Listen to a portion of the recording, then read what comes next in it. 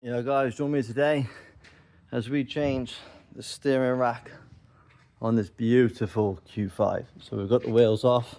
Just going to break the track rods now, both sides. We'll get her further up in the air and we'll start stripping. With the ball joint broken, we give her a little thump with the special hammer.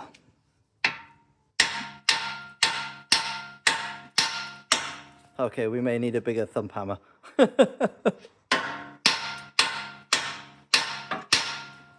Yes, we need to get a bigger hammer. Now the wheels are off and the track rod ends are popped. Let's get this under tray off and we'll start unbolting things. And now the under tray is off. We are going to undo this bolt and this bolt. Undo the bracket bolts and get very dirty, messy, oily. Customer has been informed there is a huge oil leak, but we're just tackling the steering rack for now. So now the steering column is unbolted. The bolts, bracket bolts off here are off. The main bolts are there.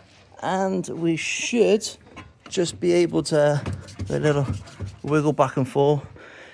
Slide her out this way, but she's going to be tight on here where she catches on the actual frame. So this is where the art of manipulation to maybe trying to get out the hole. So we kind of get to here, you can turn it where this little cutout is, which gives you a little bit more clearance, not a lot. We may have to just drop the subframe ever so slightly and then she'll slide out, but I'll let you know how we get on. Okay, I did get a little carried away for myself. We have freed her up. I have just clamped off the one hydraulic pipe, but I did forget to break these. So we do have to undo these to get them off. So let's get these undone and we should be able to slide her out. All right. Finally, that's one steering rack out. We did have to drop the subframe slightly, about 2.5 inches, and bolt the up there. Stick the bolt through just to hold her up out the way, just so we can get the leverage, so we can come down and out. As you can see, just dropped the front subframe ever so slightly and was able to sneak her out there.